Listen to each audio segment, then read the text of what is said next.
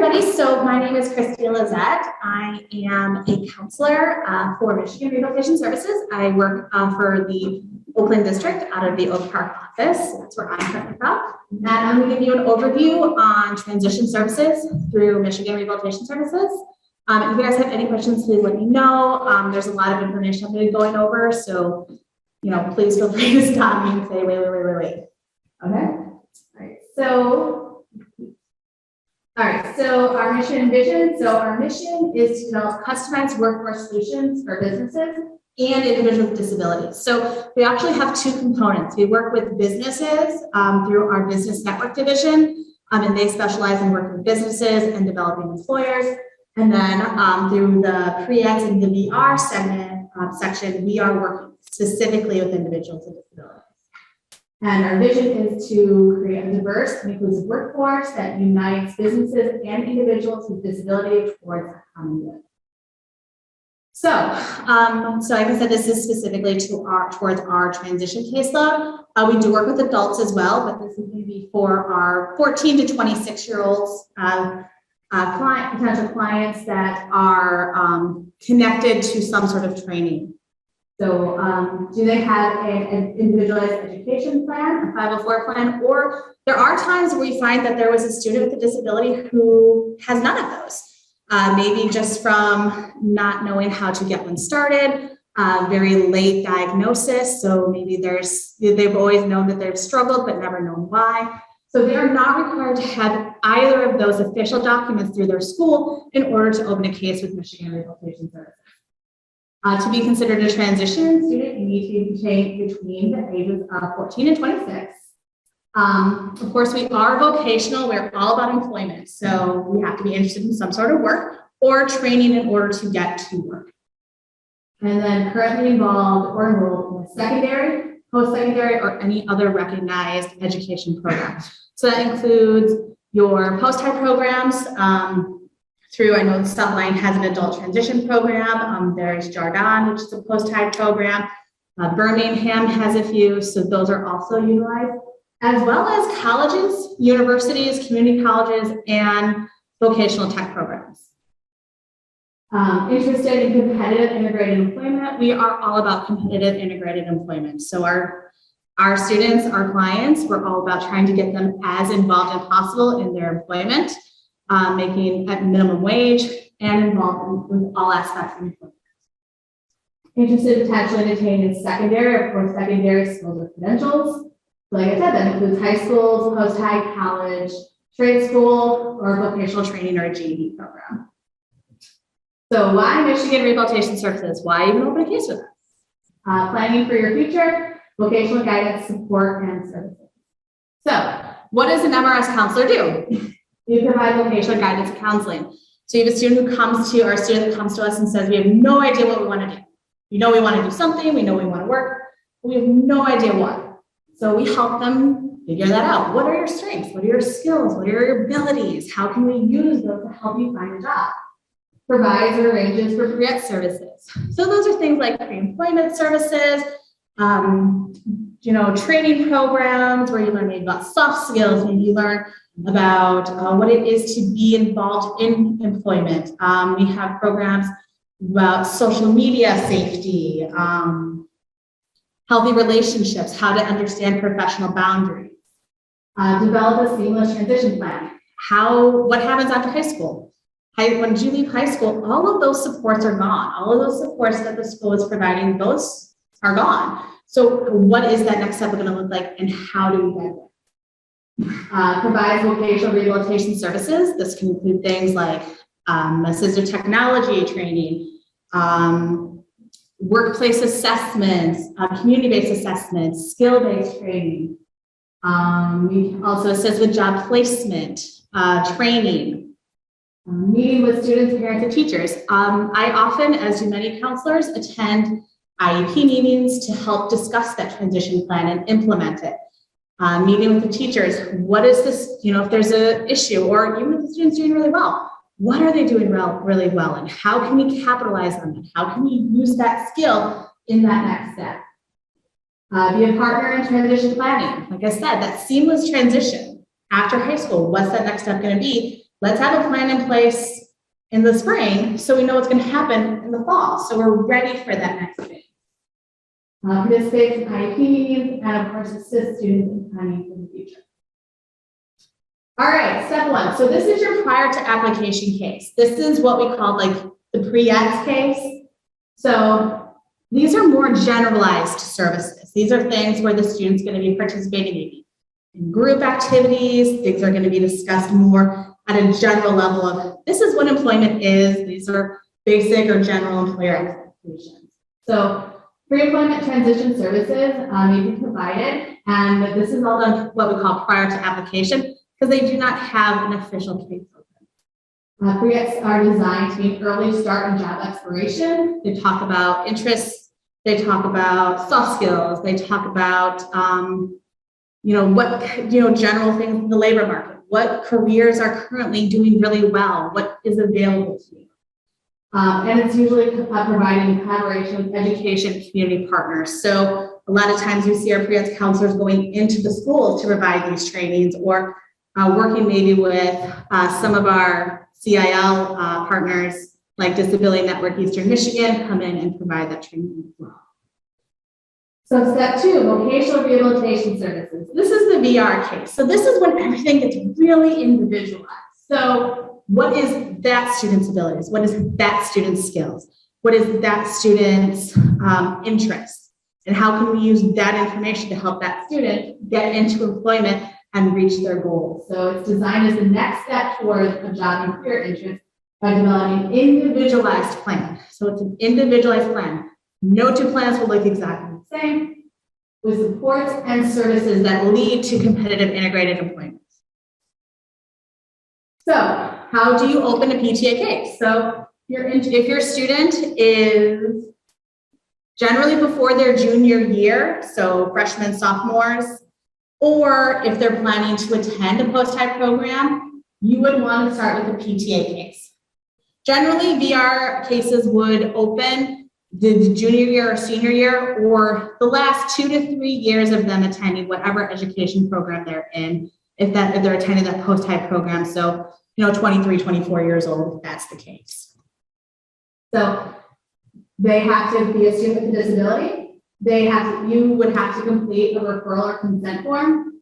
The school just verifies that a disability exists, whether that's through an IEP, whether that's through some testing, and then they write out a service agreement of this is what we're going to provide your student.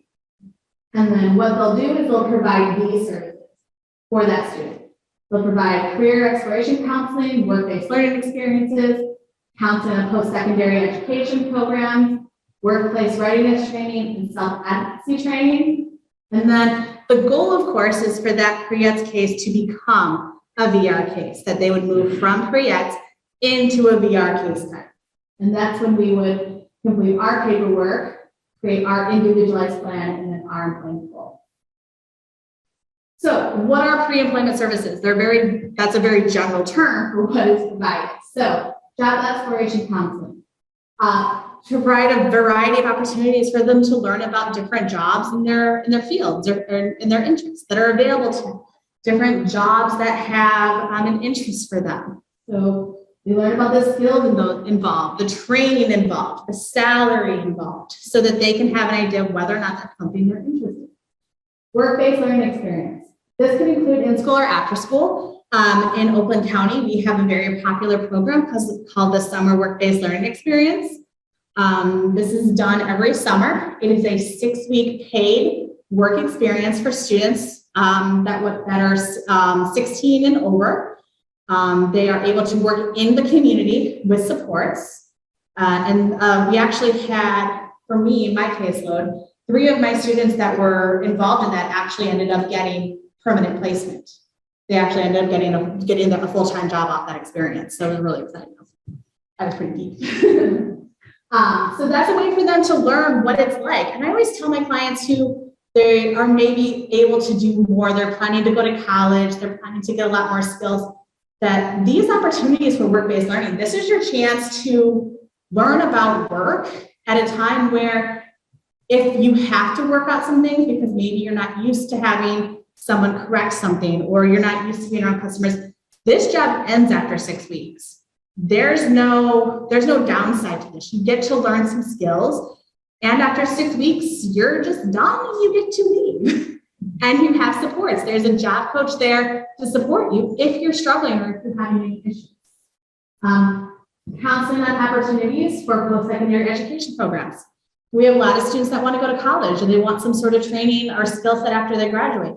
What does it take to get in? How much does that cost? What programs are available to you? What does that if you get into that program, what's required of it? How many credits is that? How many credits does that mean for you? So they spend time talking about that. Workplace readiness training. I love workplace readiness training. So many students who maybe don't realize how their social media could affect job opportunities. We have a lot of students who don't realize what are socially appropriate topics to talk about on the job, what independent living skills are needed in order to be employed. So this is all taught to them, and they're offered training to them at that level. And then instruction on self-advocacy. We have a wonderful program called empowerment training, where the students learn about their disability and they learn about how they can use that disability to be successful, how to advocate for themselves, how if they need accommodations, what things might need to be offered to them, what they might have to request. So they learn about how to ask for that. They role play different scenarios where they get to learn how to handle those situations. What do you say if an employer asks you in an interview, can you do this job with or without accommodations? Or you see that in an application. What do you say? If you do have to disclose that you have a disability, how do you do that? What's the process? So that's a wonderful training program for them. So what are your job interests? What are skills and abilities needed? What type of training is needed? Is that an in-demand job? I have a lot of students who are like, I want to be an archaeologist. Okay, are you wanting to move to somewhere else? And the answer is no. I'm like, okay, well, that's a wonderful hobby maybe for you to research on the side, but if you're not wanting to move, or I want to be a marine biologist. Okay, you want to go to Hawaii or Florida? I want to do that here.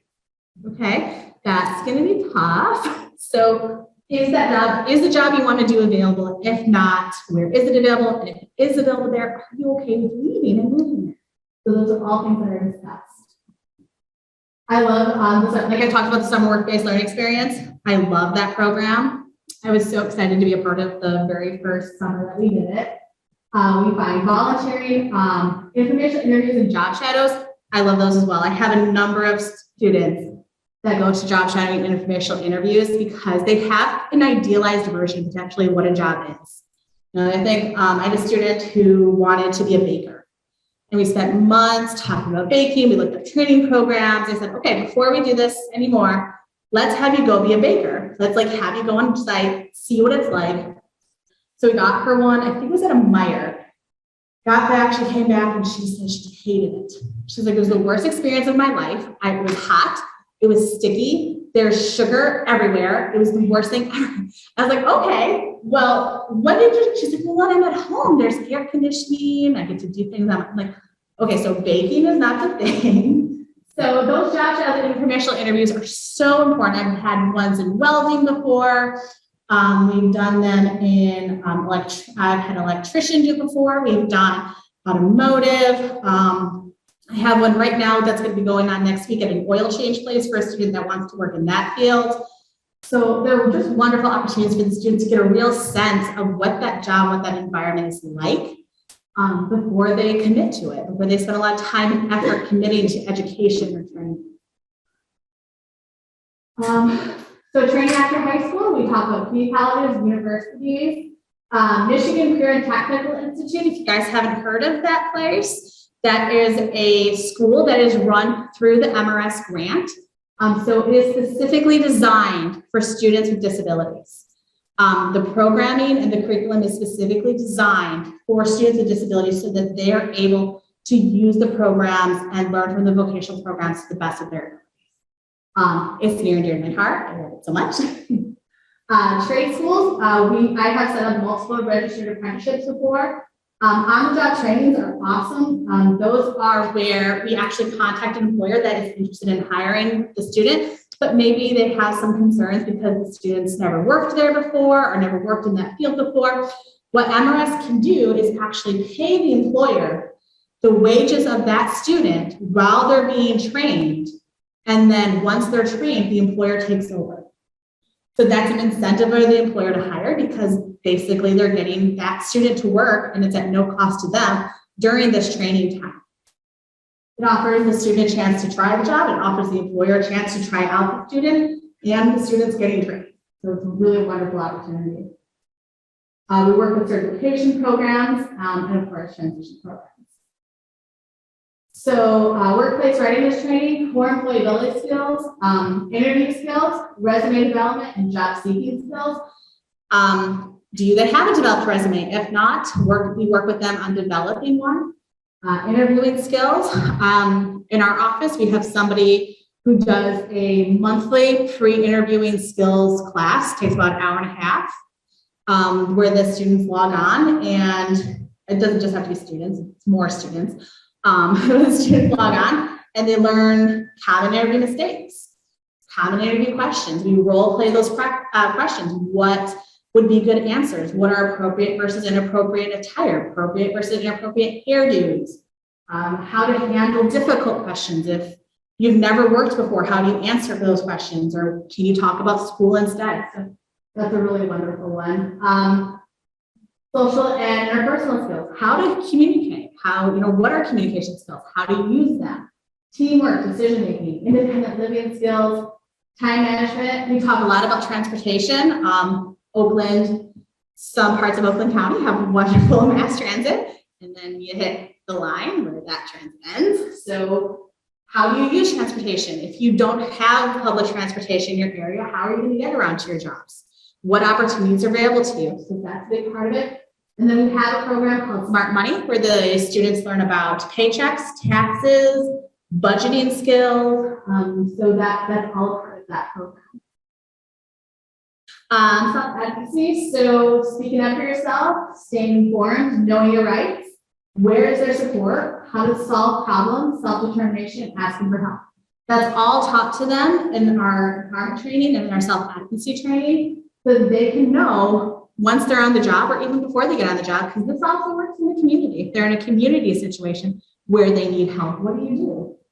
So this is a really wonderful empowerment. All right, so now I'm talking about, so that was our pre-ETS, that was our prior to application case type. So now I'm going to talk a little bit about the VR case type. This is, I am a VR counselor, so I work the VR cases. So this is how you, this is our process. So it's different. So now it does feel like, I've had a student with PTA for like 2 years and now it's like starting over. It's like starting over, and I do apologize. We don't have a more seamless transition there, but this is how you would go. We have an application process that you would have to complete, where we do an application for services. There are consent forms that need to be signed. We have an intake interview where we learn more about the student, we learn more about the family, their goals, what they want to do, what they've done in the past, their educational history, their educational goals. And then we have an eligibility process. Now, the eligibility process for Michigan, or the eligibility criteria for Michigan Rehabilitation Services, is that the student or adult has a documented disability by a medical professional. So it's not your buddy saying, well, I think they have depression. Medical professional. That disability is an impediment or impairment to employment, meaning they need something, they require something in order to get a job, and that they have the capacity of working at some level. That does not mean we only work with people that have full-time jobs. I had a client that worked 12 hours a week, and those 12 hours a week, he was amazing. But that's all he could handle. But those 12 hours a week on that job, he rocked that job. So that is our criteria. That's the 3 criteria for Michigan Rehabilitation Services. They don't include it up here, but I'm talking about it. Doing steps 2 and 3. We do kind of a vocational needs assessment, a comprehensive assessment. This is where we get to an idea of what kind of services might be needed. So let's say the student wants to go to school for welding or CNC programming. Those are the 2 really popular jobs right now. But that requires geometry and some trigonometry, and we look at the student and they're not great at math. Math is not their strong suit, but they can hang out. Makes math was not mine either. Specifically picked a job where I get to add and subtract and multiply by the calculator. So then we can hang out together. So when we talk about the needs of that job being geometry and trigonometry, is that a good fit with somebody who maybe struggles with math? So that's something that we do during the part. So what did you like about welding? Oh, can we accommodate? Can we get some tutoring to build that skill up so it can be where you need to go or where it needs to be? We also talk about aptitude, achievement. We talk about all these sorts of things we do. This is where maybe job shadows come in. If maybe they have a new idea of what they want to do and it wasn't done previously. We do some job shadows. We do some informational interviews. So that's all done between 2 and 3. Because there is a process between there where we're figuring out what we're going to put on that plan. So when we get to individualized plan for employment, our IPE, not to be confused with our IEP at the schools, although we all do and we all forget what we're talking about. But they are very similar documents. So our IPE is their individualized plan for employment. So what are their employment goals and the services needed to get? So that's very similar to their IEP, which is their educational goals and the services needed to get there. So they are very similar documents. Then of course we can act those services. There's training involved, if there's some sort of let's see, maybe they're having to do some training or we're having to get some assessments done or something done to prepare them. Then employment, of course, is always the goal. And then for 90 days, we follow them. Not, actually following them. But we check in. I usually check in a couple times over the first couple weeks. And then it spreads out as they tell me things are going really well because we want them to be stabilized on the job. 90 days is about the average length of time for any probationary period. That's what we use. If things are going really well, we close and they exit from our program. If things are not going well, they don't close and exit from our program. We're addressing the needs. We're addressing those concerns. Do they need an accommodation? Is there something that happened on the job that we weren't anticipating when we were writing that plan? That happens. So sometimes we have to amend it or add something. That's why we have that 90-day period to make sure that we have addressed all of their concerns. All right. Individualized plan for employment. Okay. Identifies your employment goal. It is a specific goal. It is not work. It's not job. It is CNC programmer. It is certified nursing assistant. It is licensed nursing practical nurse. It is, it is a specific job goal. Engineering. I had a couple engineers. I have laboratory medical technician, medical laboratory technology. So it is a specific goal. And we have identified this using that process between 2 to 3. That is an appropriate goal for the student. They have what they need in order to be able to be successful. They have the achievement, they have the aptitude, they have the cognitive scores, they have the educational ability to get there. It serves as an agreement. It's, hey, you're going to do this, I'm going to do this, and goal is going to be this. You're going to go to class, you're going to complete these assessments, you're going to do this training program, I'm going to help fund it, I'm going to help provide you accommodations, I'm going to help provide you assistive technology, and then what's going to happen is you're going to get a job. So it's our agreement, and it's the result of our vocational counseling process. Michigan Career Technical Institute, told you it's near and dear to my heart, gets its own slide. So the school is designed specifically for students that have disabilities. That have yes. It is in Plainwell, Michigan, which is just outside of Kalamazoo. On a beautiful lakefront property with trees, gorgeous. So jealous. They do have lake sports and everything there. It's really cool. They have an entire division called the recreation and leisure. That entire job, those people, is to come up with fun activities for the students. I have no idea how they got that job, but I want that job. So it is a wonderful school where the students get to learn. So to enroll the student, let's have the following. An open VR case with MRS. A desire to learn. Living independently in an MCTI dormitory. It is a dorm school. Right now, because of the fun COVID pandemic, there are some virtual programs. But in general, they do have dorms, and the dorms are back open. So they do have to be able to live independently. That means get themselves up, get themselves to class, manage any medications that they may have, be able to, get to the cafeteria when it's open, do their own laundry, all of those things. They have to do them.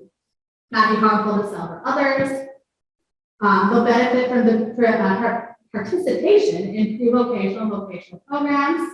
The disability is stable and being managed. That doesn't mean that, there can't be things going on, but that it's stable and that it's managed. Acceptable social behaviors and being able to get along with peers, follow rules, and accept supervision. Every trade, so there are 13 vocational trades at MCTI. Each trade has its own admission requirements based on what is required in order to work and complete the training. So they might get into one, but not another. That's happened before, where they go in wanting to go into maybe culinary. They don't have one of the skills needed, so they recommend another program that is also of interest. I want to go back to the desire to learn. MCTI is run like a job from day one. You clock in uniform, you clock out for lunch, you clock back in, you clock out. You get, I think it is 3 absences and like 6 tardies, and then you're removed from the program. They don't play it there. And that is why they have such a high success rate. So I can talk about my caseload, and then I'll talk generally. My caseload, students that have left MCTI successfully and completed their program, I have 100% have received full-time employment within 6 months of exit. I was down a little bit because the guy got a job and then lost it when the pandemic started. They shut down, but he has subsequently found employment. So 100% of my clients that have successfully completed MCTI have full-time jobs within 6 months. How many clients? I've had 15 exit from the program so far.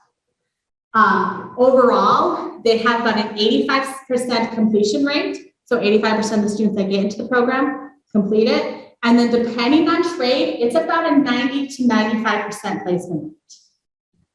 It's really high because employers seek out our students because they treat it like a job from day one. They know this student knows how to clock in, this student knows how to clock out. I know employers that call them at the end of every term and say, who do you have? Do you have anybody graduating and returning to my area? I have multiple times had students have jobs prior to leaving. Very, very, if your student is interested in any of those trades, I highly recommend Michigan Career Technical Institute. They're awesome at preparing their students. All right, virtual services. So this is more for our partners that are providing some of the trainings. We do provide virtual services. I know Disability Network Eastern Michigan. Sorry, they changed their name and returned it. They have a lot of training programs that they offer that are done virtually. So the students, I think they're using Google Classroom right now as their platform. The student would log in, they do live, they have pre-recorded sessions so that they can make sure that they're getting the information they need. Sometimes those are done through at the schools where they just have this teacher log on to the program and then it runs. This could happen individually. I know a lot of counselors are meeting virtually right now. We're attending IEPs virtually. So it kind of helps us to be more available during this time. Partnerships at work. So these are the various organizations that we work with. So of course, businesses, employers. I'm always looking for businesses, employers to work with. I just started working with Salad Works out in West Bloomfield, trying to get some of our clients hired out there. Disability advocacy organizations, federal, state, and local agencies, Centers for Independent Living. So this is maybe your CLS, your CNS, your MORCs, Disability Navigation Michigan, mental health providers, individual, therapists, counselors, Michigan Works agencies. We partner with them a lot. Sometimes there are things they can do that we can't. The way our legislation is written and rules. Workforce development boards, community rehabilitation organizations, schools, colleges, universities. We have big partners with them. A lot of our transition students.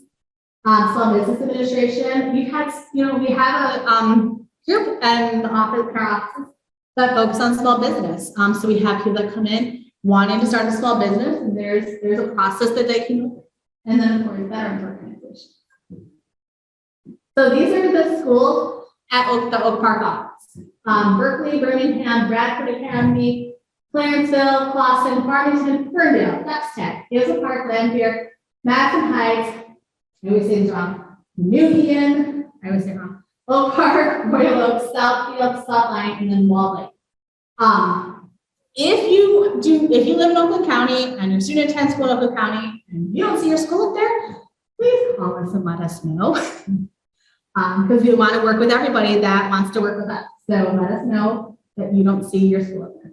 And then, of course, our northern office in Pontiac, they work with Avondale, Bluefield Hill, Brandon, Clarkston, Holly, Huron Valley, Kennedy Center, Lake Orion, Novi, Oxford, Pontiac, Rochester, Troy, Walled Lake, Waterford, and West Bloomfield.